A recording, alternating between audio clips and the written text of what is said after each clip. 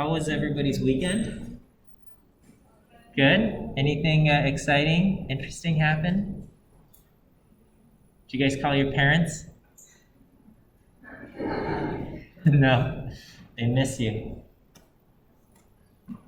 Maybe. Okay. All right. Well, it's week one, Monday, and we'll just make do. Sorry for the heat. I hope we figure out the comfort level in this classroom. I guess the warning will just be wear layers that you can remove and put on. Okay. So our class is Monte Carlo methods, but I guess before we get into the actual Monte Carlo methods, I want to talk about some concepts of Bayesian statistics, all right? And so if you took Stats 10 or AP Stats, it was almost certainly taught from a frequentist perspective, okay? And then, you did stuff like in 100B, you did maximum likelihood estimation, right? And that was almost certainly from a frequentist perspective as well, right? And so what did you learn about probability in frequentist statistics? How do we, I guess that was the answer, but how do we define probability if we're frequentists?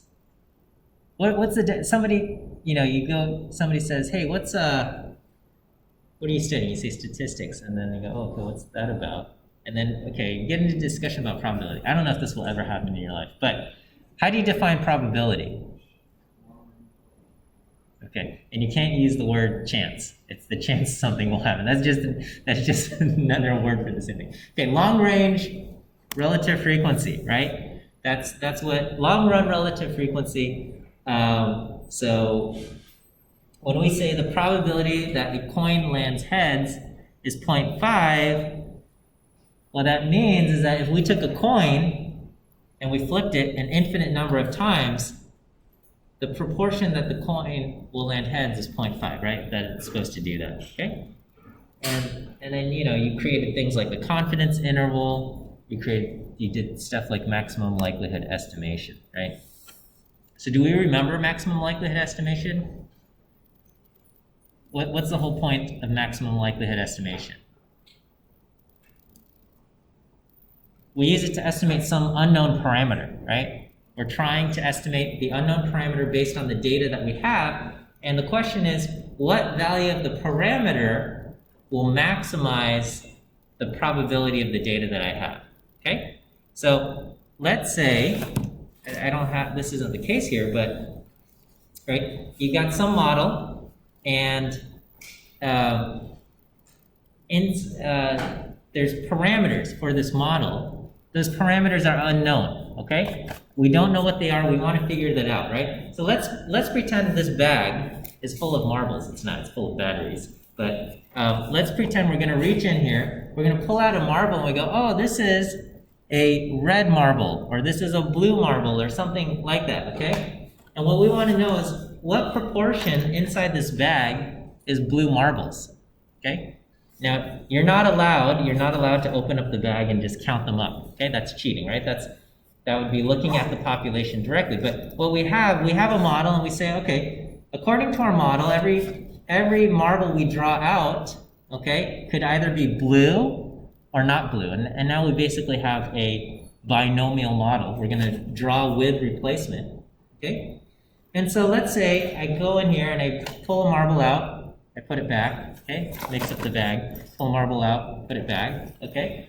And then I do this, I get 10 marbles, okay? I look at a total of 10 marbles, and out of those 10 marbles, 6 marbles are blue, okay? And that's all you know. That's all you know about the bag, okay? You looked at 10 marbles, you get 6 blue marbles, okay? So the question is, well, what proportion of the bag is blue? What's your answer?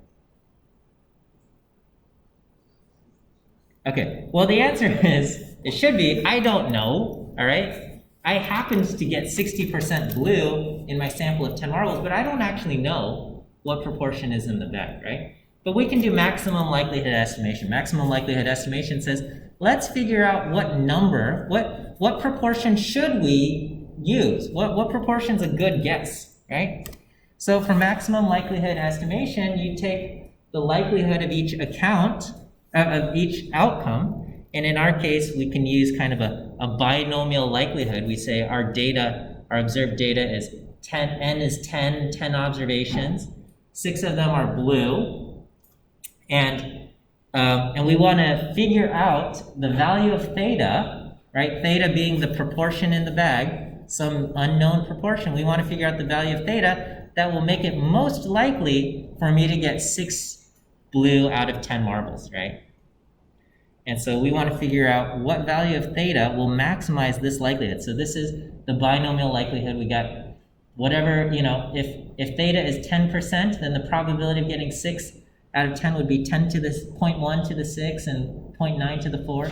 If theta was 60%, this probability would be 0.6 to the 6, 0.4 to the 4, things like that, right? So this theta value could be anything basically between 0 and 100%, 0 and 1. It can't be 0, it can't be 1, but it could be a lot of other things, and we want to figure out, okay, what value is going to make the likelihood of getting 6 blue out of 10 marbles most likely, right? So we're going to do this. To maximize this, what do? You take the derivative of something, you set it equal to 0, and you solve. All right, and so the derivative of a product can often be messy. Now, I mean, in this case, it's not too bad. It's a pretty simple thing. But generally, when you have a bunch of independent observations, the derivative of a big product, you have to keep using product rule, and it gets messy. So instead, we turn it into a sum by taking the log, right? And we say, well, if we can find the maximum value of the log of that thing, that same value will be the maximum of the corresponding original function, okay? So we say, okay, well, if I take the log of this, okay, I would get 6 log theta, right? So right here, 6 log of theta, and then 4 log of 1 minus theta, okay? And then so that's the log of the function, and what we're going to do is we take the derivative of this thing, we set it equal to 0, and we solve for theta. So what's the derivative of the log likelihood? This is review and familiar to you guys. You guys did this in 100B, right? You guys, okay. So I can kind of go through this quickly. So you take the derivative of this, 6 log theta, you get 6 over theta, 4 log 1 minus theta, you get 4 over 1 minus theta times chain rule -1. You set this equal to 0. Now we're solving for theta. We have 4 over 1 minus theta is equal to 6 over theta. 4 theta is equal to 6 minus 6 theta. 10 theta equals 6. Theta equals 0.6. This is our maximum likelihood estimate. This is the value of theta that would maximize, if we said, okay, theta on this bag is 60%, that would maximize the probability of getting 10 marbles where 6 of them are blue, okay? And so based on our observation, my maximum likelihood estimate is that 60% of this bag is blue marbles, okay? And someone says, okay, well, based on that, do some calculations. What if I draw 3 more marbles out of the bag? Okay, what's the probability I'm going to get exactly 2 blue marbles? Well, you said, well, my estimate is 60%. So therefore, the question you're asking is a binomial probability. We're going to do 3 choose 2. I want 2 blue marbles, so the probability of 1 blue marble is 60%. We raise that to the 2nd power. The probability of a non-blue marble would be 40%, 1 minus 0.6. We raise that to the 1 power, and we get something like 0.432. Okay. And that's kind of what we've been doing. I don't know what you've been doing so far. Is there any... Okay, well, first of all, are there any questions about how we got here? And then second, does anyone have any concerns about the legitimacy of this process and method?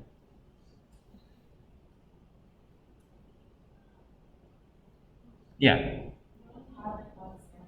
Yeah, so this stuff, we're basing the future, we're predicting the future based on just one sample, right? our sample of just 10 observations. We got 6 blue out of 10 observations, and therefore our answer is, oh, the bag is 60% blue, right? But it also, if you feel like, you know, can we look at, can we get some more data, please, right? We kind of want to do that, right? And then maybe we know something a little bit more about the bag or something, okay? And so the idea of just kind of saying, well, 60%, that's the number we're going to use, and then using that for our future calculations seems a little bit, I guess, naive, okay? Feels a little naive. You're just kind of basing everything just on this small sample of 10 observations. And so Bayesian statistics kind of says, well, you know what? I'm not really comfortable with this, okay? And we incorporate some more stuff. Okay, before we keep going, let me give you your first view quiz answer. Today's first view quiz answer is the letter A. A as in apple. A as in apple, or alpha. A. A is your first view quiz answer for today.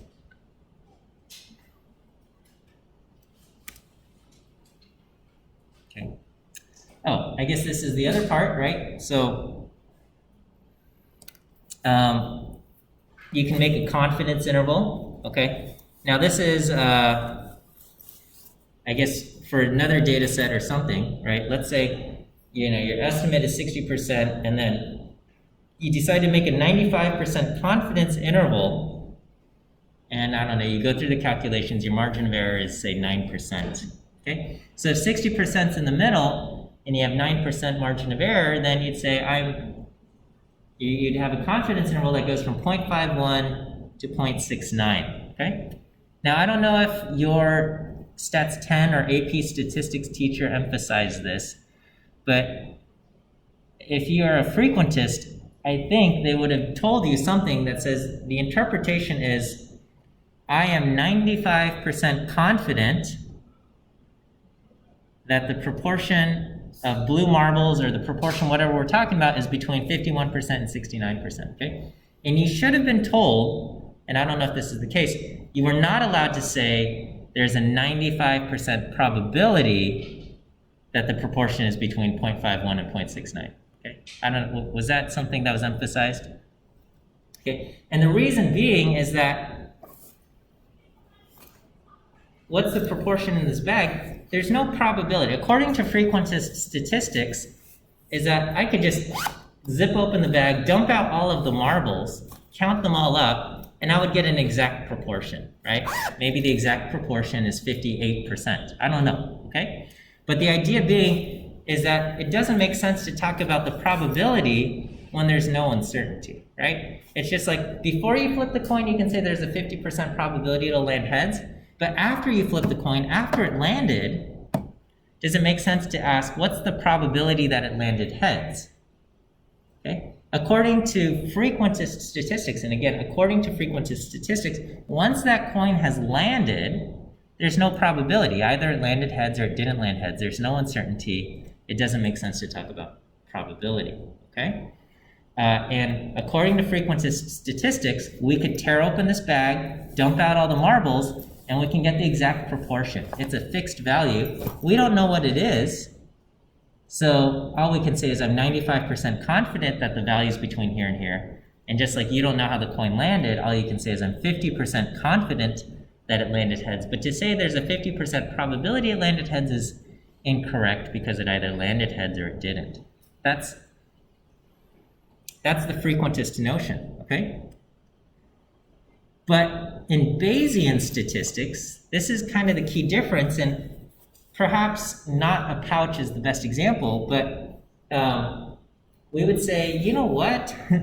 This unknown parameter, we're going to treat it as a random variable, okay? Perhaps, you know, if we're talking about a bag where we can tear it open and dump it out, it makes sense to say, you know, the proportion of blue marbles in this bag is a fixed value, right? Because it's just what's inside the bag, right? But if you think about other stuff in life, right? So we talk about, you know, what's the what proportion of the world population is female?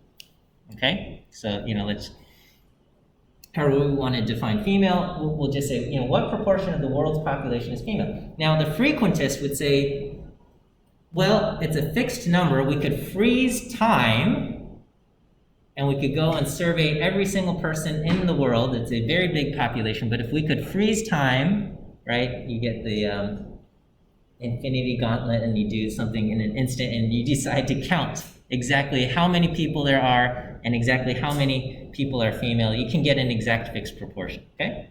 That's kind of the frequentist idea, that it's a fixed value.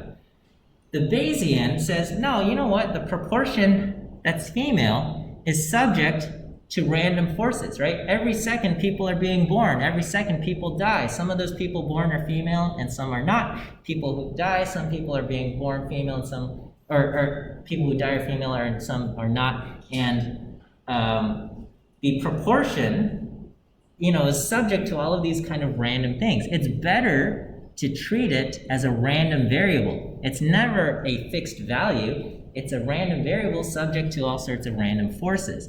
Okay, and the Bayesian says, let's treat these parameters as random variables, not fixed values, right? And therefore, we could think of this perhaps not as a pouch with marbles stuck in them, but just we're going to ask what's the proportion of something in here, and it's the proportion is a random variable, okay? And so, and now that we got a random variable, it makes more sense to talk about, well, okay, what's the probability that this random variable is between this value and that value, okay? So, I guess that's what I wrote here, right? So here it says, it doesn't make sense when we're talking about box marbles. We could just open up the box, dump them out, count them up, get the exact proportion, okay? But, okay, so the example here is what proportion in the United States, what proportion of people are under age 18, right? So what proportion of people are minors? And I guess every day somebody has a birthday, right? Every day some people are born, some people die. And again, the proportion is a random variable subject to these random forces here, right? And so when we talk about an unknown parameter, we're going to treat probability as a subjective belief, okay? All right, and we're going to just say, what do we believe is the proportion that's blue in the bag, or proportion is under 18, or the proportion that is female, or something, okay? So, because it's a random variable, all of these parameters themselves, the parameter is a random variable, the parameter has its own probability distribution, right? We could say there's a high probability that the proportion is 60%. There's a high probability that it's something else, right? And so now, anytime we do calculations, they're a lot more complicated, okay? We can't just take one fixed value, right? One way I said, hey, what's in the future, if I draw 3 more marbles out of here, what's the probability that 2 of them are going to be blue? Okay, well, you just had one value, 0.6, and you plugged that in, and that was the frequentist approach. But now we have a probability distribution for that unknown parameter theta. Theta could be 0.6, but it could also be 0.55. It could be 0.63. It could be 0.632. There's basically an infinite number of values it could be between 0 and 1, and how do you consider all of those things? Right? Your calculation just got a lot more complicated, okay? So let's go back to this example, okay?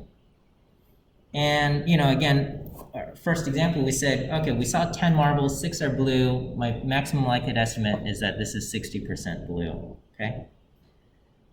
But with the Bayesian approach, what we want to say is that, okay,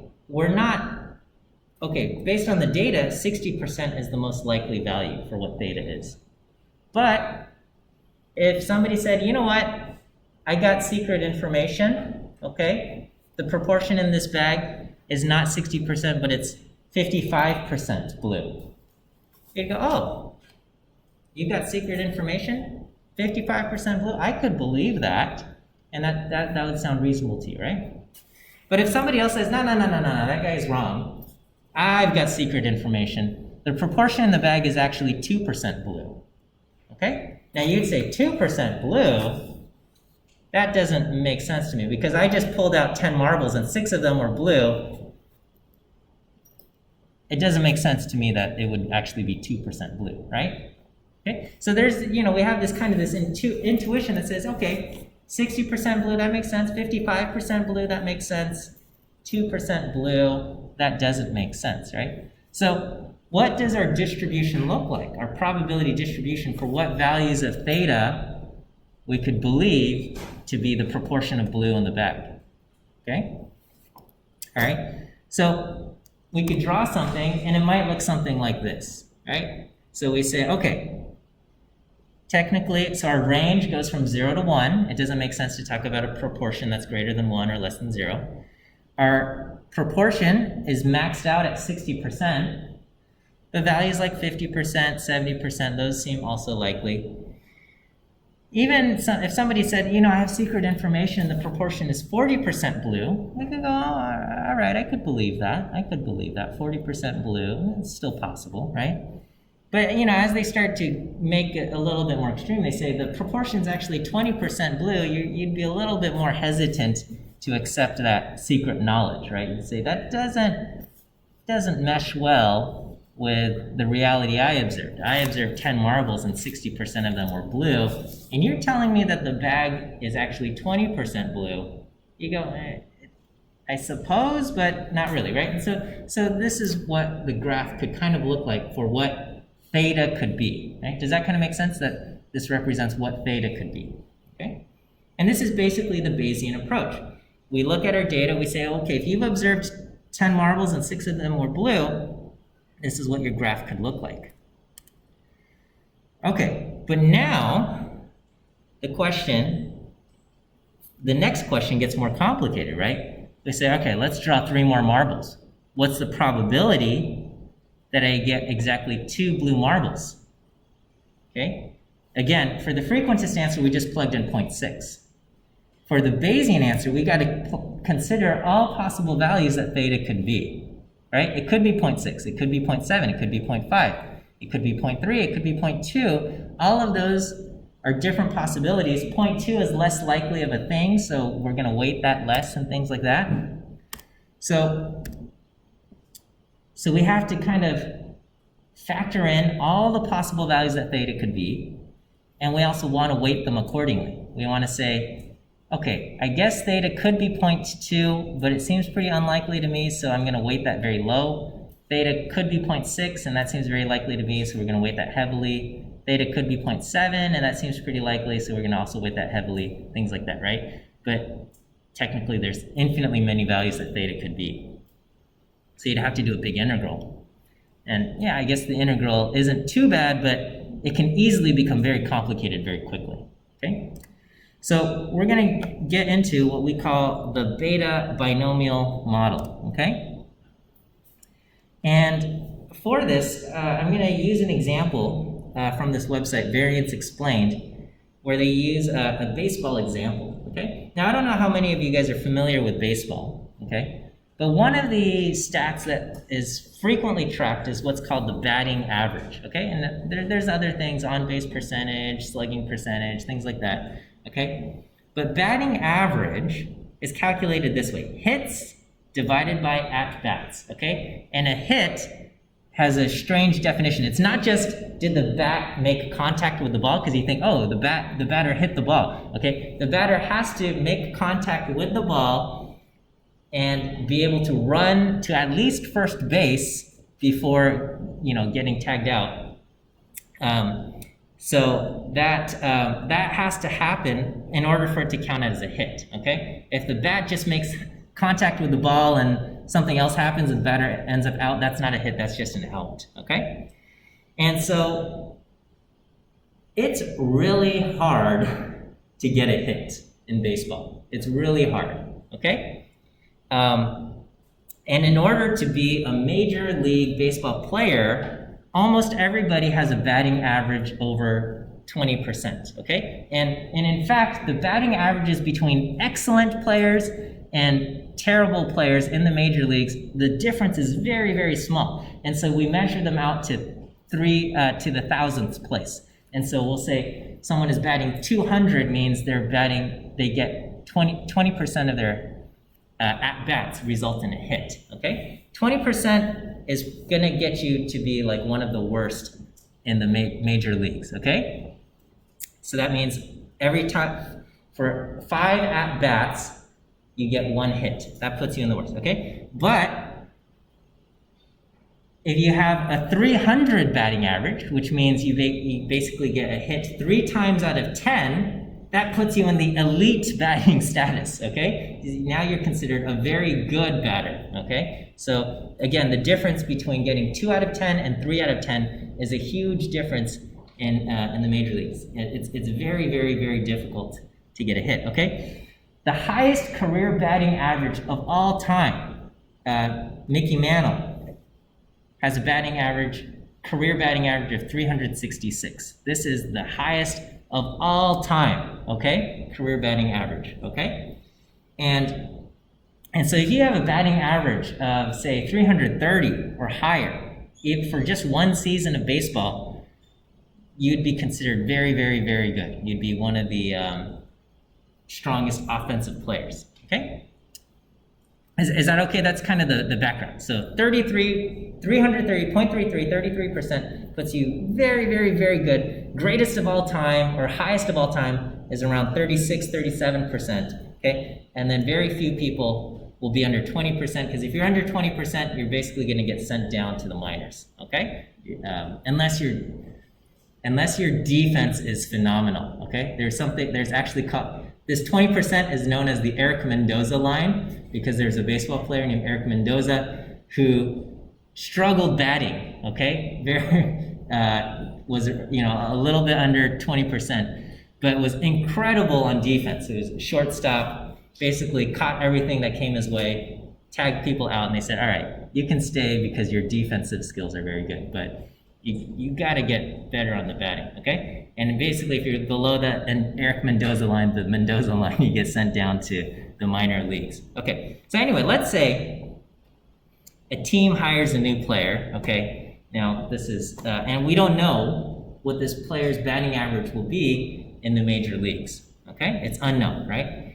And so, let's say, first 10 at-bats of the season, okay? This player gets 5 hits out of 10 at-bats, okay? So their batting average thus far is 500. They're batting 500, okay? They got 5 hits out of 10, okay? So if you took the frequentist approach and we said, okay, what's the maximum likelihood estimate for what this person's batting average will be for the rest of the season, what would your estimate be? It would be 0.5. You'd say, well, what theta would give us the most likely outcome of getting 5 hits out of 10 at-bats? You go through the calculations, you'd say the maximum likelihood estimate is 0.5, all right? But anybody who follows baseball says, no, there's no way this can be sustained, that somebody can sustain a batting average of 500 or 0.5 throughout the entire rest of the season, okay? And so, what can we do? How can we say what would be a good guess for what the batting average will end up being by the end of the season, okay? So can we incorporate this knowledge about baseball, where we know 366 is the highest of all time, and probably not going to end up being less than 200, or you'll get cut and things like that. How can we incorporate this into the calculations? This is what we want to do. Does this kind of make sense, what I'm attempting? All right, let me go ahead and give you your second view quiz answer. Second view quiz answer is B. B as in bear. B as in ball or baseball, okay? B, second view quiz answer. Okay, so what we do is we create something known as a prior distribution. Prior distribution, okay? And basically we say, before we even see anything about any new player, we're gonna say if this person ends up in the major leagues, okay, right? So somebody got promoted out of the AAA minor leagues or something like that, right? They got called up, now they're in the major leagues, okay? We can say, all right, what do we think this player's batting average could look like? We could create a distribution, okay? And this distribution basically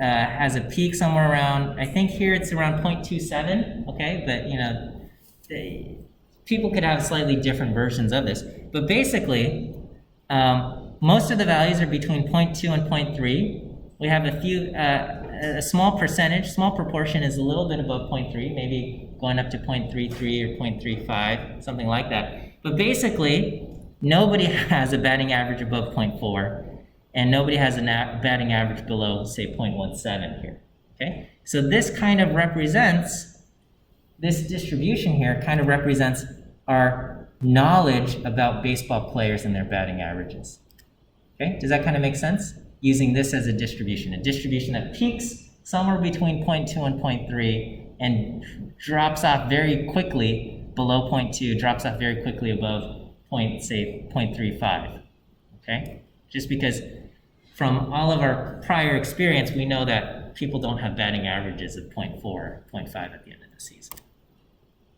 Okay, this distribution, we could use something called the beta distribution. The beta distribution is the right distribution to use to model what theta could be, what a parameter could be if that parameter is a proportion, okay? So we're trying to figure out what theta could be. Theta is a proportion, which means it has to be between 0 and 1, okay?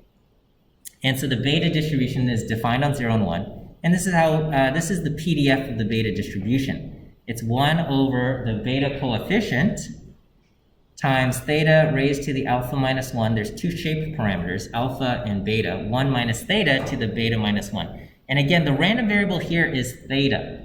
The random variable here is theta. If you look it up on Wikipedia, all of the random variables are x, so it's going to be x to the alpha minus 1 or 1 minus x to the beta minus 1, but don't be confused. Basically, it's just what number are you using to represent your proportion? Here I'm using theta to represent my proportion, so the random variable is theta, okay? This beta coefficient is calculated by doing gamma of alpha times gamma of beta divided by gamma of alpha plus beta. And the gamma function itself looks scary, okay? But again, the gamma function is basically the continuous version of the factorial, right? We all understand factorial is just the product of the integers less than that. And the gamma is basically just, what if I connected the dots in a smooth line, okay?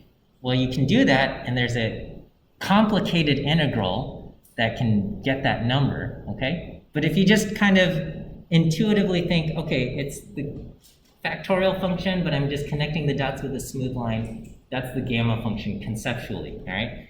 And again, this beta coefficient down here, it looks scary.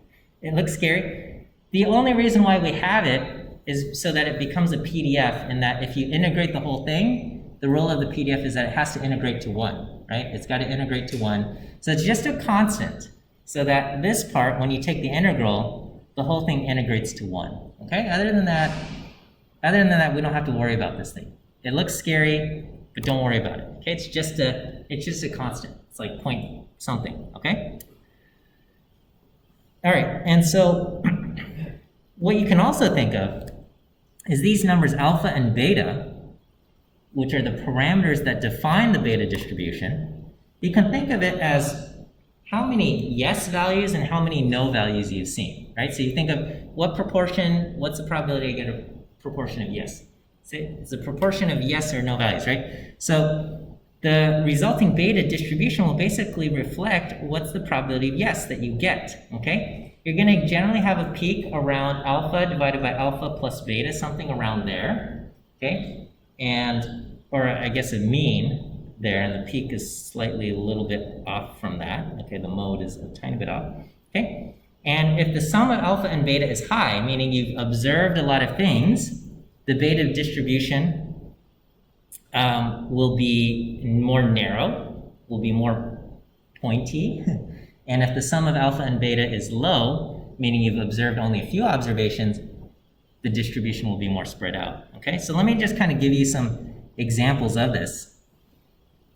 This is the beta distribution with alpha and beta equal to 1. It actually becomes equivalent to the uniform distribution, okay? And that's basically, I just tell you, in this bag, we have at least one blue marble and one marble that's not blue, but there could be, you know, infinitely many marbles in here, like a million marbles, and I'm asking what proportion is blue here, okay? If you only know one piece of information, that there's at least one blue marble and at least one non-blue marble, that proportion could be anywhere from 0 to 1, okay?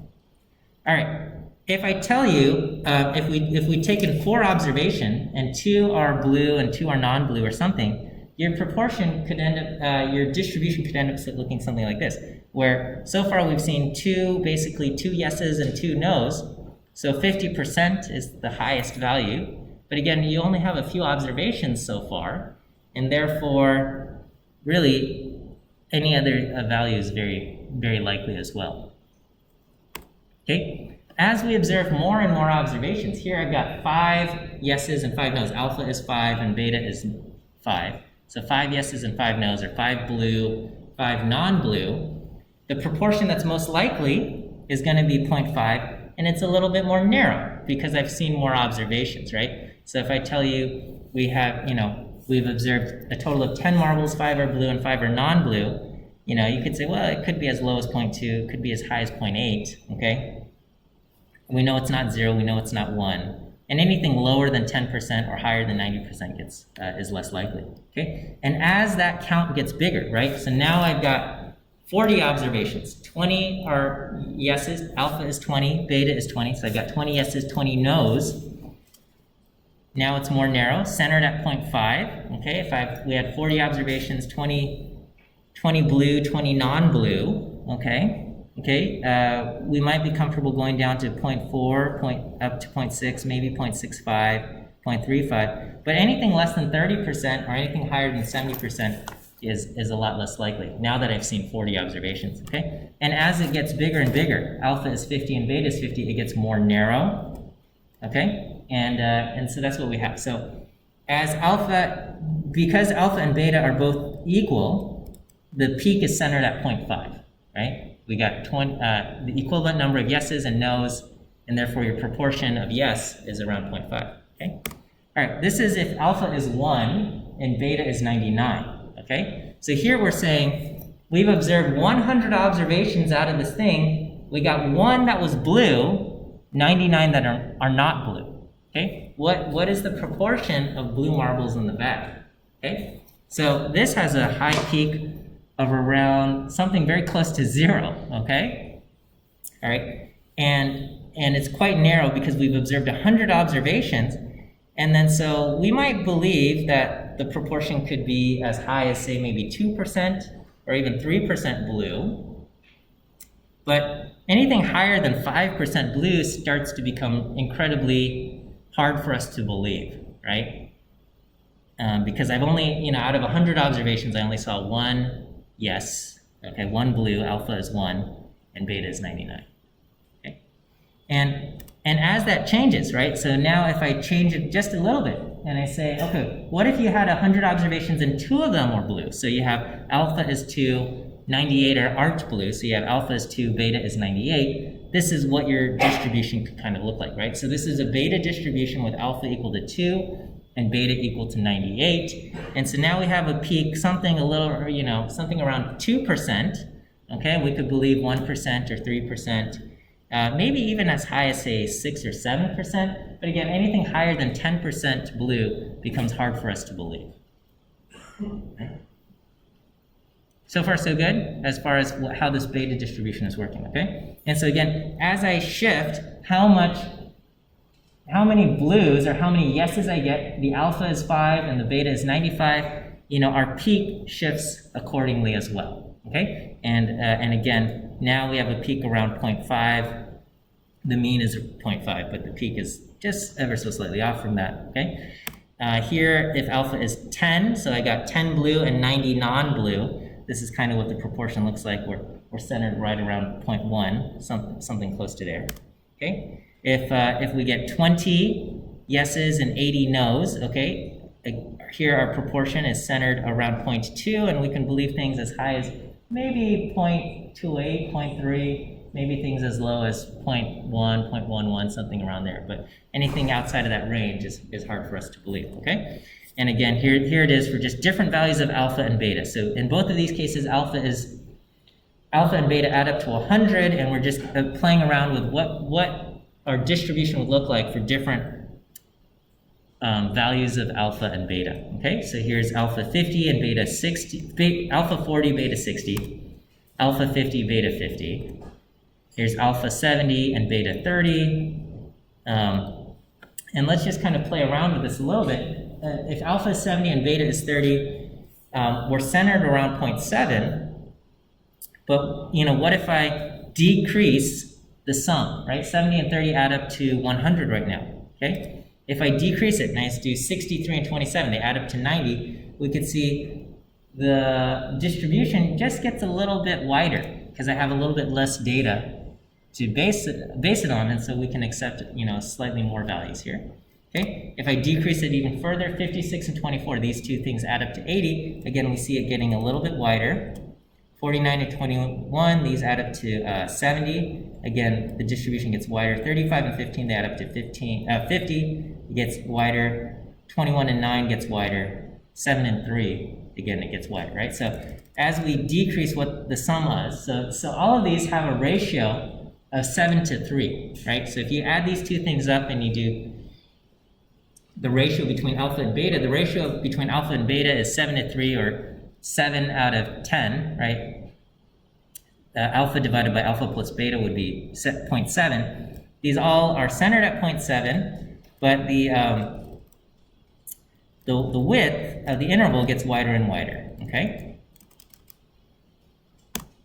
Okay, and then if you go in the opposite direction, so here's 70 and 30, 140 and 60, 350 and 150, 700 and 300, it gets more and more narrow, right? So if you have 1,000 observations, 700 are blue, 300 are non-blue, or 700 are yes and 300 are not yes, you get a distribution centered at 0.7, and it's very, very, very narrow, okay? Does that kind of make sense? Okay, so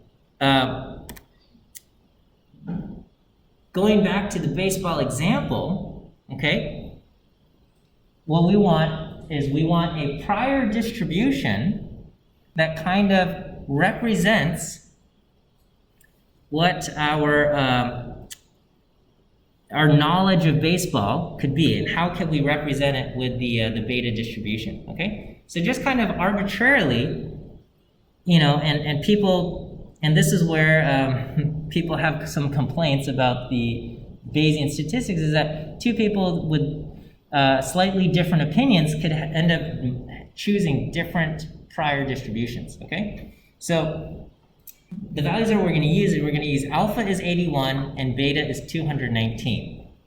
Okay, those two things add up to 300, and we'll have a mean centered around 27%, 0.27, okay? And that was arbitrarily selected. That's what the, and again, I'm following this, this website example from Variance Explained way back here.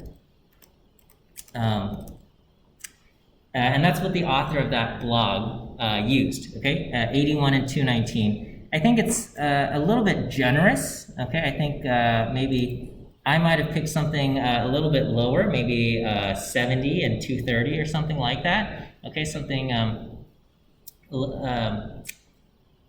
perhaps a little bit less generous, but this is fine, okay? And it produces a prior distribution where, again, most everybody is going to be somewhere between 0.2 and 0.33, okay? And very few values are, almost no one's above 0.4 and almost no one's below, say, 0.15 or something, okay? And this is what we're going to use as the distribution to represent what the player's capabilities before we look at the actual batting data, right? So far, again, and we'll get to this on Wednesday, we'll just kind of end lecture around here, is that on Wednesday, we're going to take into account the fact that in the first 10 at-bats, the player got 5 hits, right? So we could either say, you know, this player is the greatest of all time, going to have a batting average of 500, okay? That's would be the maximum likelihood estimate approach.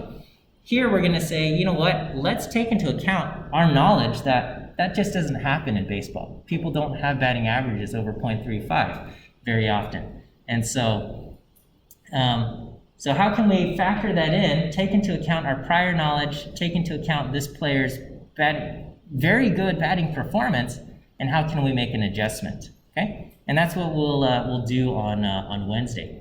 Let me go ahead and give you your final view quiz answer for today. Today's last view quiz answer is the letter D. D as in dog. D as in dog is your last view quiz answer. I'll also post up your first homework assignment. That should appear later today. And we'll see you guys on Wednesday, okay? So hopefully this is a good intro, at least to the beta distribution. It gives you a little bit of intuitive sense of what those parameters alpha and beta do. All right, thank you everybody. We'll see you guys on Wednesday.